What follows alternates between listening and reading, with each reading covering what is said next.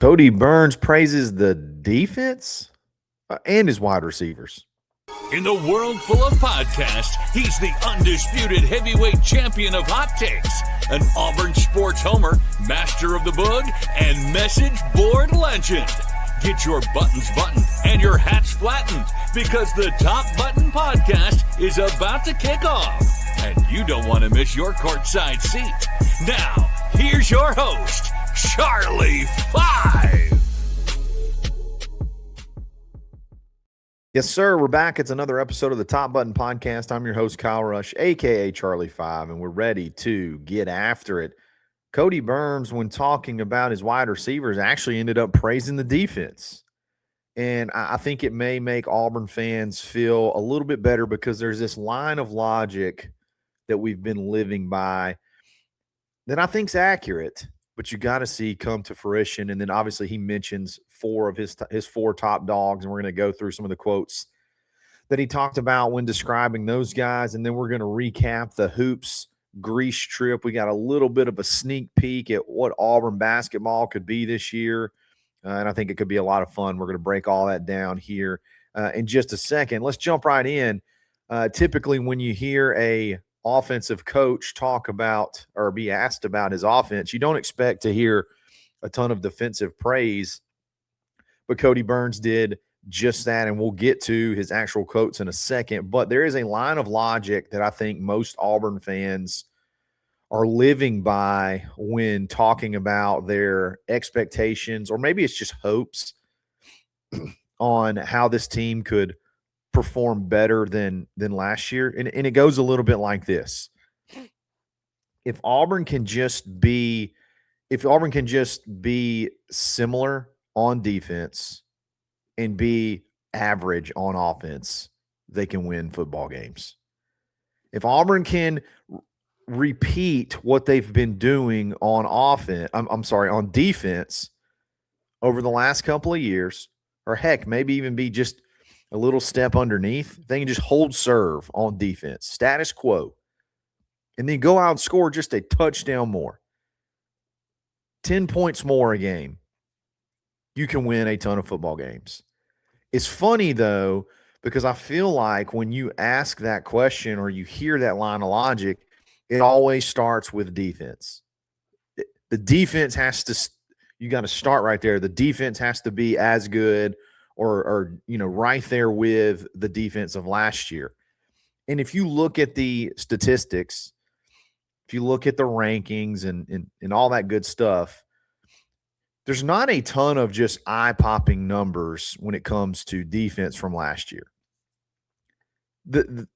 There was a period of time, I think, up until maybe the Vanderbilt game, Auburn had only given up 24 or less points a game.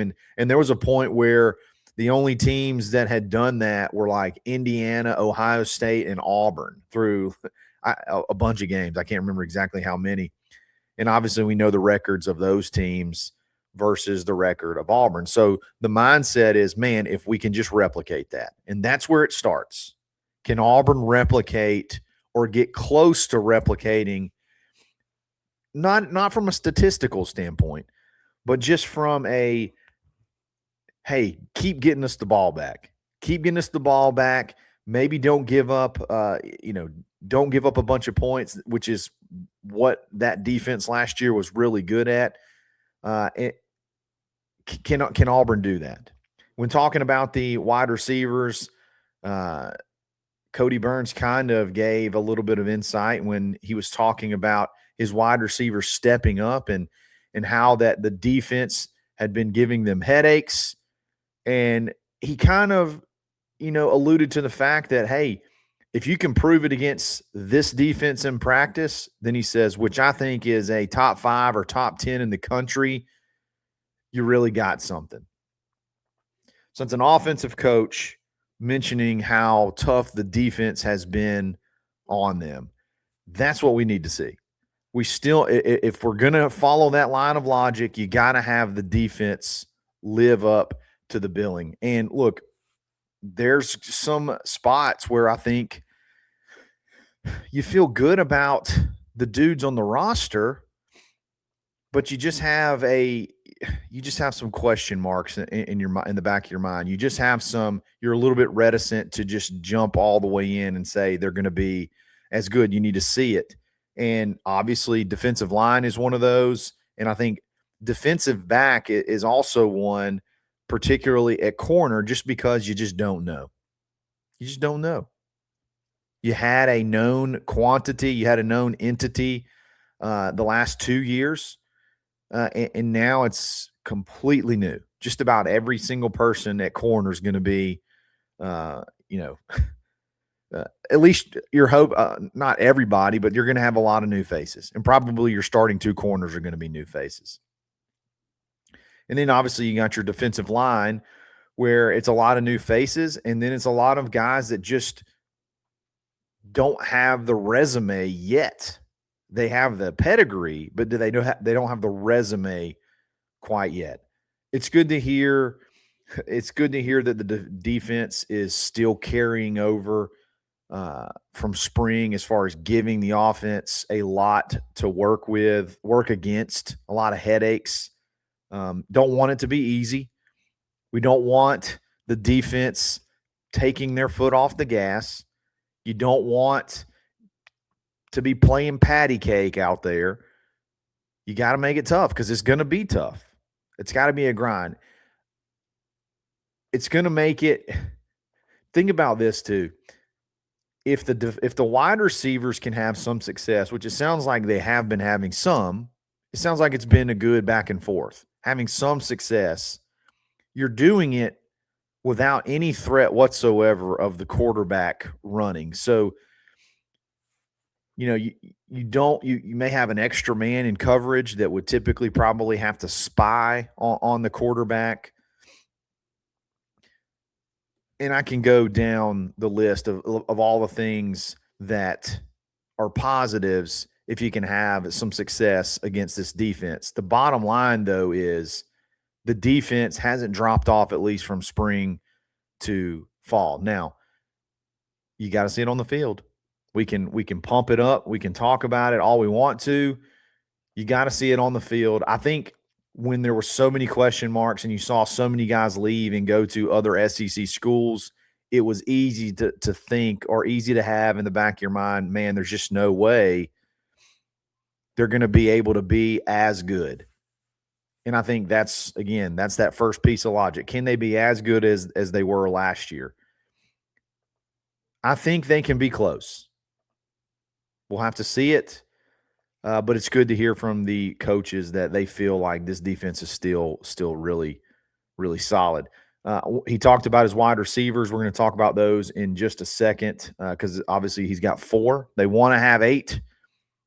They got 4 right now that they feel like are dogs. We're going to talk about those in just a second.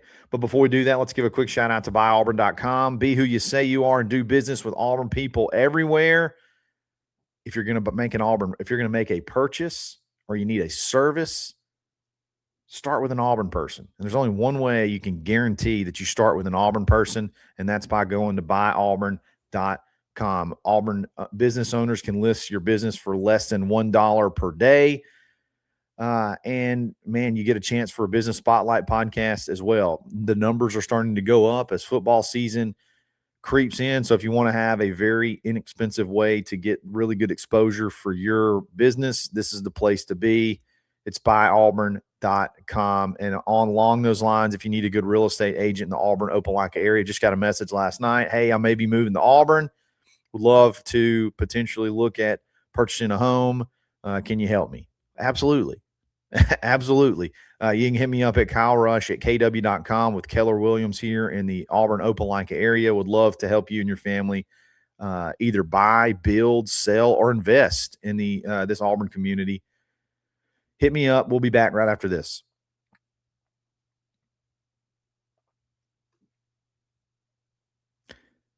He did talk about defense, but the main thing was, hey, we want to hear about the offense. We want to hear about the wide receivers. You're the co-OC. You're the wide receivers coach.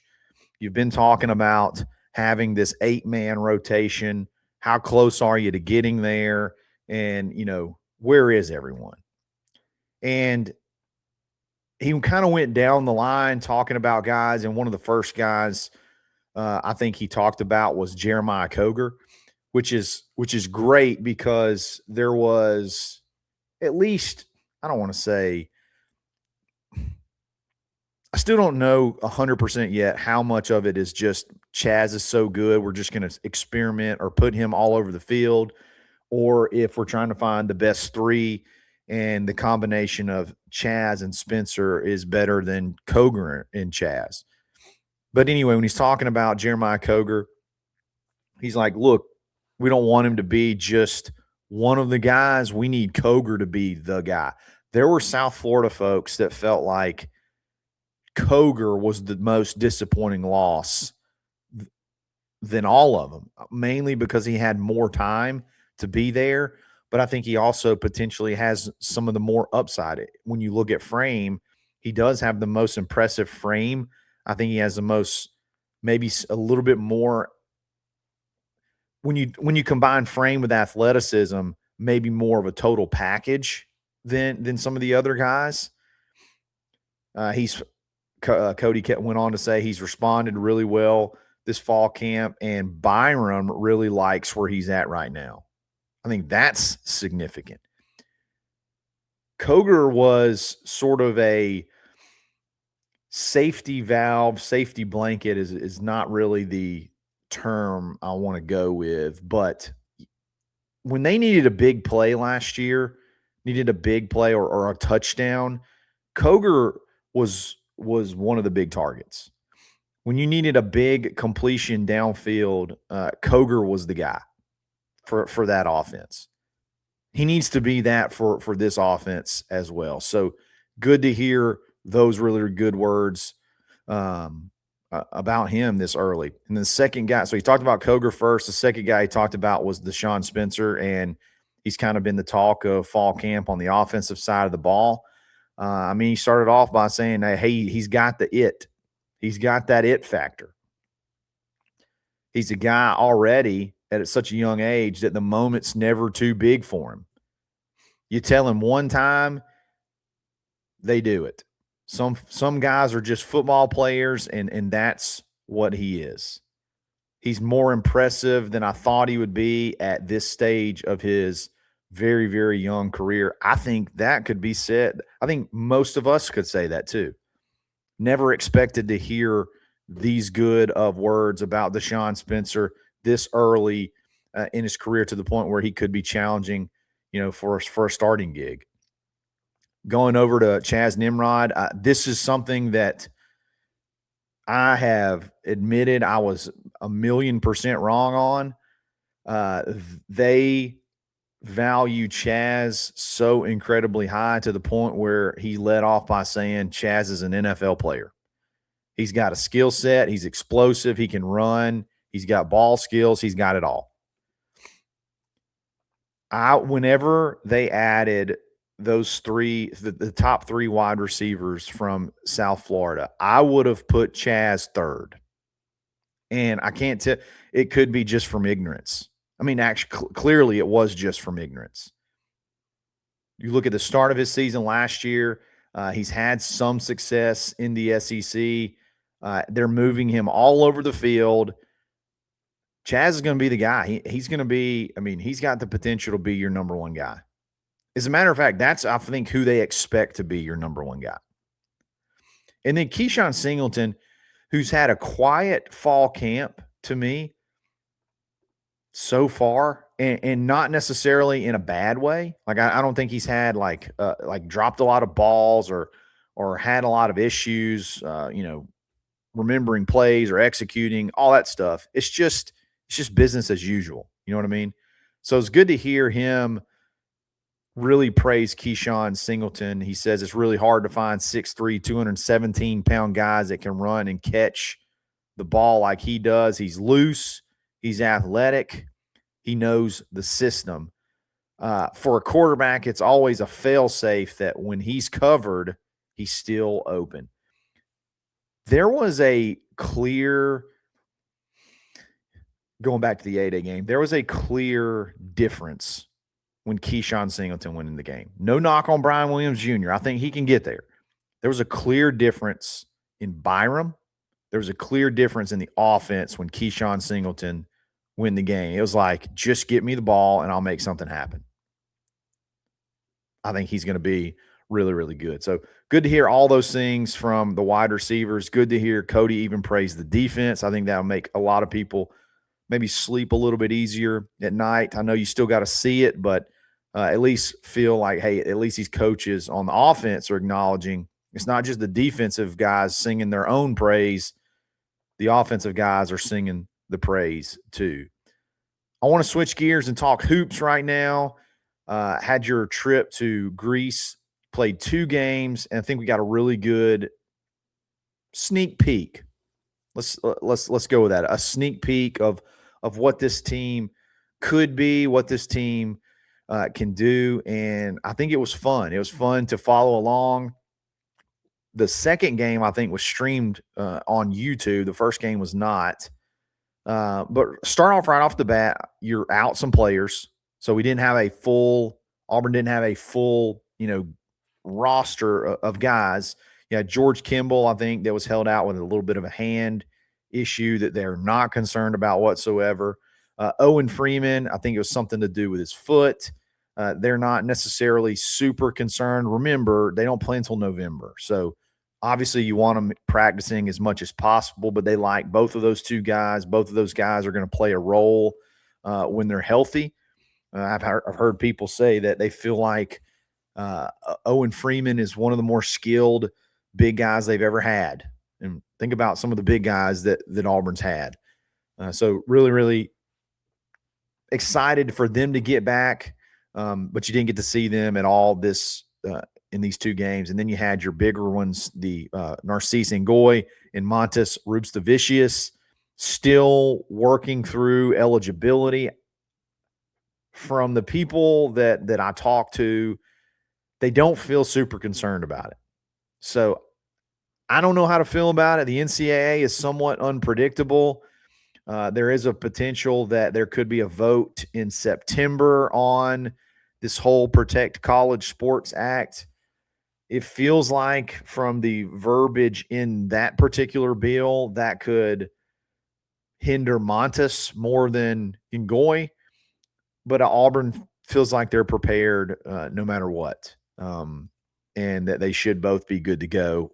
Again, you got to see how that plays out. If they're somehow both deemed, ineligible, that would be obviously a massive upset. But it would also be a massive upset for essentially every other school in the country, because I think there was like somewhere around I want to say that there was a large number of international players that were signed in this past offseason. So it would not just affect Auburn. It would affect a lot of people. Regardless, they played 2 games. They played against Philip Jovich's former team that he played for while he was, overseas and playing professional ball. I guess not really overseas, when he was home playing professional ball. Dominated the first game 92-71. Everybody that was able to played a full game, and it was fun, man. You had Kevin Overton, who was red hot from 3, was 5 of 10 from 3, scored 21 points. Tahad, we've known Tahad to be a scorer. Like, I think people, when you describe his game, you're like, man, he's a scoring point guard. He had 12 points and 9 assists. 9 assists is big. So I love to see that element of his game get better. He also had a highlight reel dunk in that game that kind of went viral. So feels like he's back to being Tahad again, or maybe close to being Tahad again. Thomas Dowd, I'm telling y'all, TD is going to be a fan favorite. I think he had 28 rebounds in 2 games. He had 10 rebounds in the first game. I think he had 18 in the second game. Dude is a menace, an absolute menace. You had Buki Aboye with 5 blocks. Shot really good from 3 overall as a team, 41%. And they had 20, I think it was over 20 assists on just a little bit over 30 field goal attempts. That's a freaking good. That does not sound like last year's team. That does not sound like a a team that's very selfish. Does not sound like anything like the way last year's offense worked. Then you fast forward to the second game, and they drop a close one, 70-68. I know people are like, oh, my gosh, what the heck is going on? Tahad played very sparingly. I think he only played 10 minutes in that game. Had a very, very minor little knee thing. He either banged knees or tweaked it a little bit. Nobody's concerned. Nobody's worried. I think he's going to be fine. And then Kevin Overton only played, just a few minutes into the second half. I don't think it was necessarily an injury.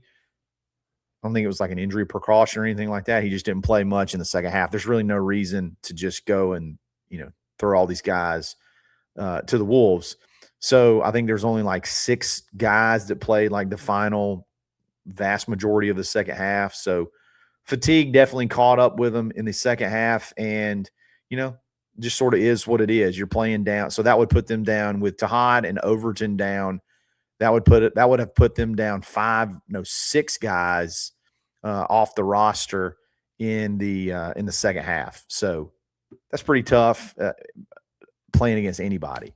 But again, in that game, Dowd had 18 rebounds.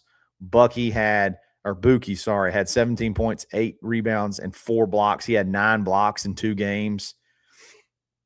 Pretty good, man. Pretty good stuff. This team's going to be interesting. This team's going to be, I think, fun at times as well. They didn't shoot particularly well in the second game, but I still think they have a lot of deadly options from the outside. So get this NCAA eligibility stuff under their belt, and they should be really, really good and fun to watch. I can't wait to see these guys. But remember, we got a long time. We got a long time until basketball season. They're going to be working, though, just about every day leading up to that. So I think they get home pretty soon, and they'll be back in the gym. They'll be back in the gym getting after it. So let me know what you think about the Hoops team. Let me know what you think about Kodi Burns' quotes. How excited are you about these wide receivers? And then if those are the top 4, if they're going to get to 8, who's that going to be? We got some ideas who it might be, but who's the 4 after these guys to get to that 8 that you would feel comfortable being a part of the rotation? Make sure you make sure you subscribe to the premium YouTube membership. You get Afternoon Delight 5 days a week, video version. You get the Village Vice post show. When we get commits again, you're going to get commit breakdowns. You're going to get film breakdowns from the actual games, previews, drink reviews, all kind of stuff. And you get the ability to ask questions when we do live Q&As after practice. So it's definitely worth it. You can't really beat that value. Guys, thank y'all for listening. We'll be back again soon. It's another episode of the Top Button Podcast. Stay buttoned. Thanks for listening, and drive home safely.